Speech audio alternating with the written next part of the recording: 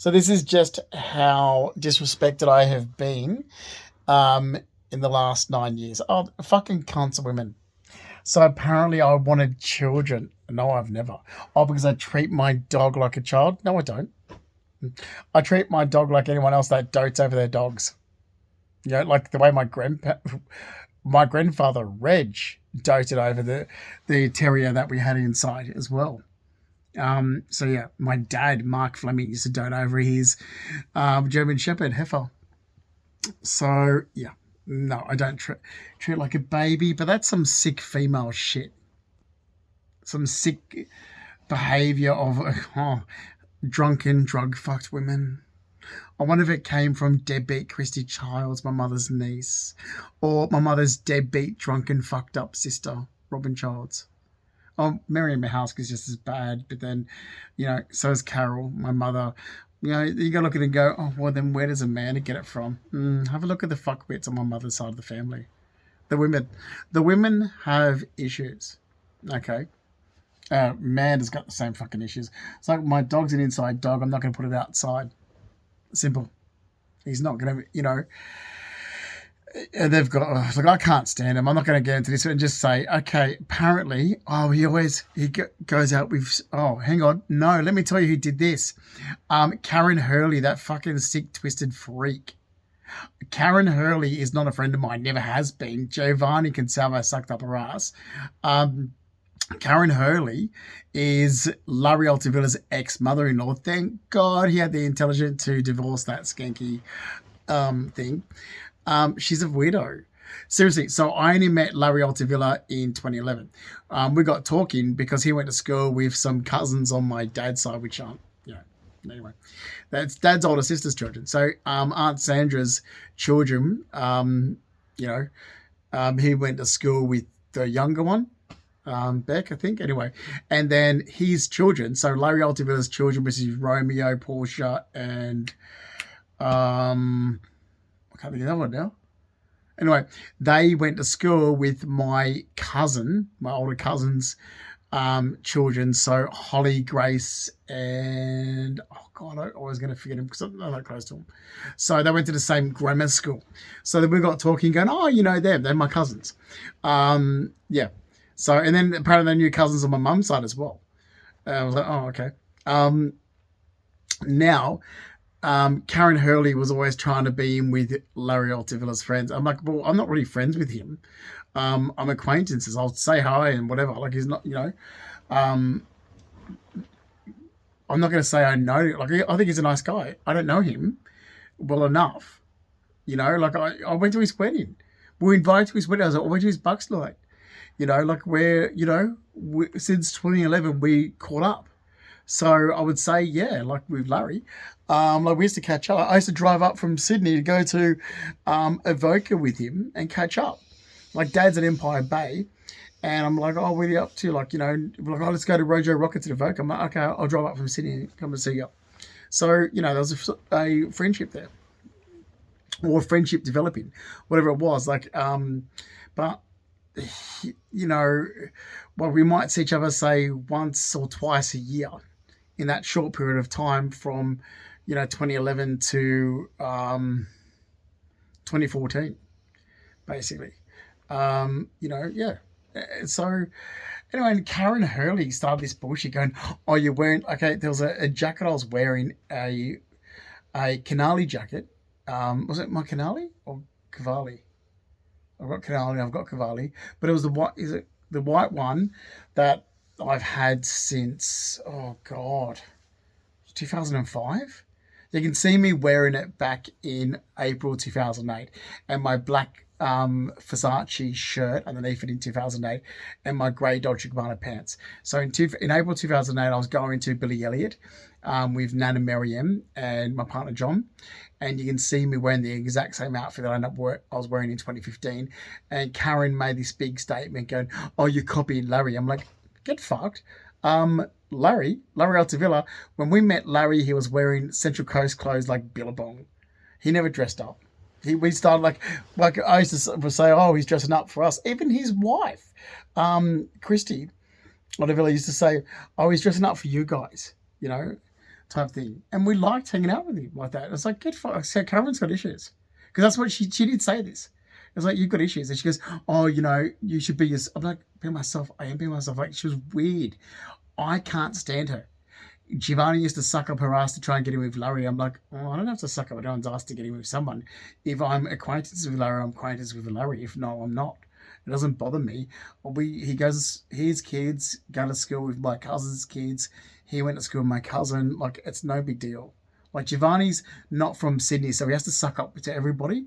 You can tell people who aren't from Sydney, they do what Giovanni does. They've got to be friends with everybody. It's like, that's because you're not from Sydney. Because normal people from Sydney don't care if they're pissing off everybody. I'm from Sydney. I'm born and raised in suburbs. I don't care. Like, seriously, I have no shame to say that I'm born and raised in Rooty Hill. I'm born in Blacktown Hospital. I've no shame because the time that I lived there was a different time and the inner city suburbs were the slums. So I don't care. Seriously. So I am from Sydney, born and raised. Holidays on the Central Coast. Mum worked in the city. All my grandparents are from the city. Giovanni's not. Giovanni's from Adelaide, country town Adelaide. So he showed me where he grew up, and I went there in 2012, and I'm looking at it going, oh my God, it's like, Taminda of Tamworth. Tamworth, there's an area where my mother lives in Tamworth called Taminda. Taminda is exactly like where Giovanni grew up. So imagine growing up in Taminda. That's what Giovanni grew up in Adelaide. That's what it looked like when I was there in 2012. I'm like, oh fuck, and he's there. I'm like, that looks like Taminda. In Taminda, like it's the same country type feel with an industrial area where there's a brickworks nearby, type thing. That's how Giovanni grew up. So he has to be somebody. So he prances around in Sydney like he's somebody and pretends that he's like to try and fit in. It's like, yeah, I don't do that because I am actually from Sydney. My behaviour is Sydney. I'm born and raised here. You're trying to be somebody you're not because before he met me, he'd only lived in Sydney just on 11 years, not even that. And that's what I keep saying to people. Yeah, Giovanni's the fake one. He's the fake one. Like, I'm actually from Sydney. So, yeah. Anyway, where I was going with that on the tangent. So, yeah, there's that one thing as well. But look, there's a lot of people. Like, I've turned around to organisations in the last 9 years. It's like I can give a really good timeline of how I met these people. So when it comes to people speaking for me, I don't accept it. I can speak for myself. Because no one knows me better than me. And I'm not going to give too much of myself away to people. For example, I've dated people who don't even know my dad's side of the family.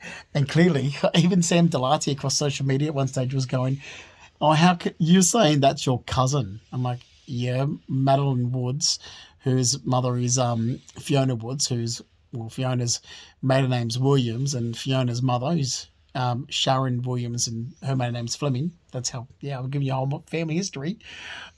Sharon's dad Mark Fleming's sister. Yeah, so Madeline Woods, why? That is my cousin. Oh, because she looks Lebanese. Oh, she looks Italian. I'm like, yeah.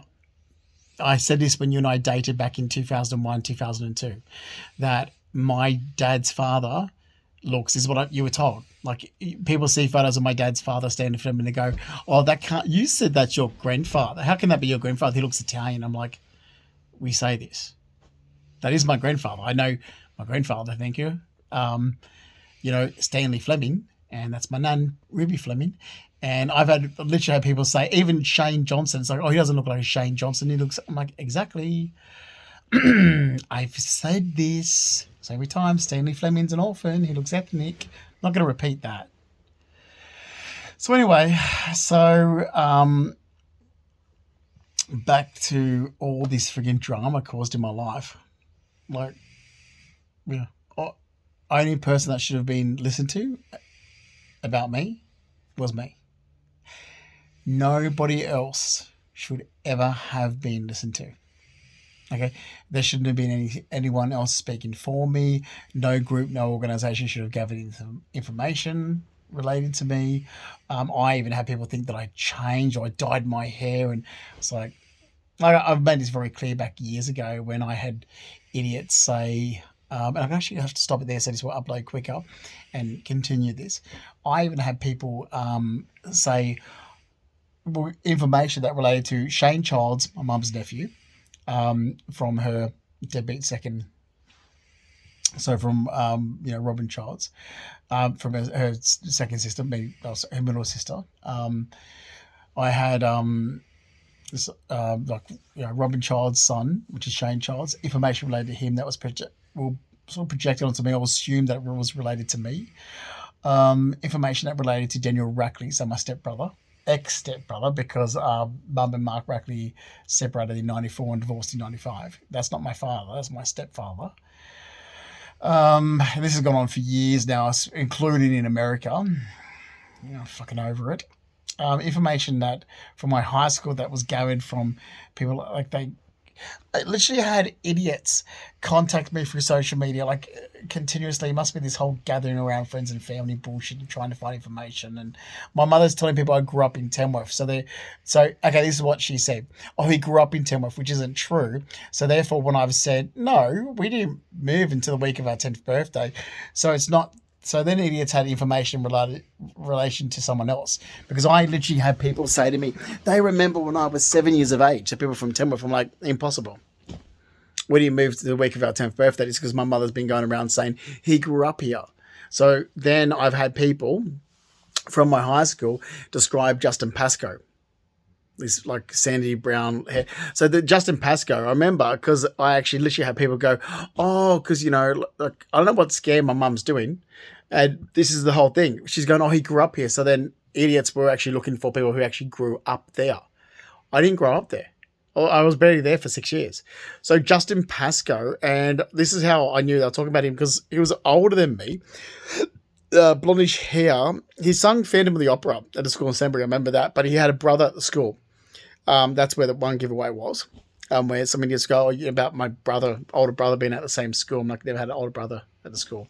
And then I was like, oh, they're talking about my stepbrother. I'm like, no, he didn't go there. Like, he didn't move there to 95. And we're the exact same age. That's not my stepbrother.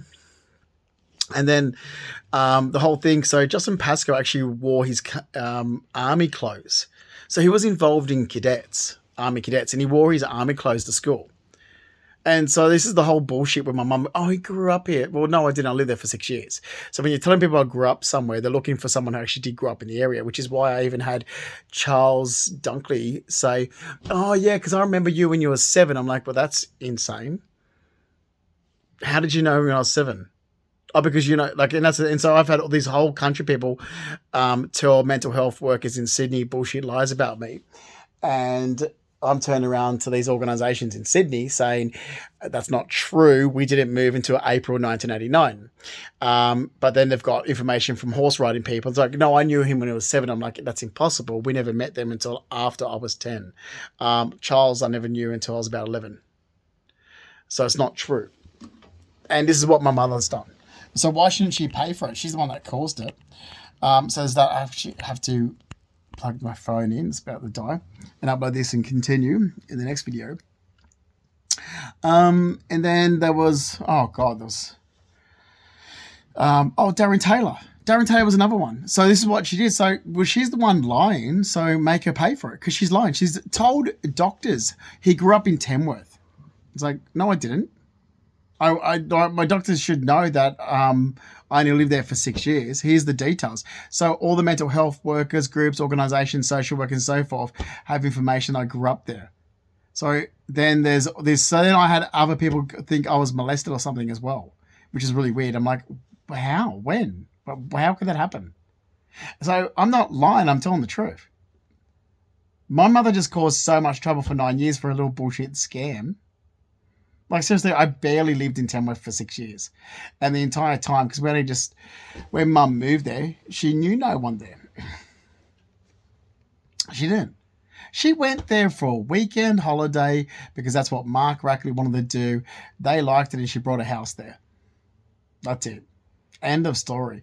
Then she wanted everybody to do what she wanted to do. This is in 1989. So she moved there in April 1989 and expected everybody to copy her. And she's so forcing people to do what she wants. That's what she was doing. That's what she did. You ask my dad, Mark Fleming. He's Empire Bay. Ask him. He'll tell you the truth. Yeah, Carol did. Carol forces everybody. She's a control freak. A control freak narcissist. That's what she was doing. So I literally had people who don't know me but know other people, and you got to remember that my stepbrother did move there in 1995. So Daniel Rackley moved there, and all these nurses and these idiots at Freemason nursing homes and so forth.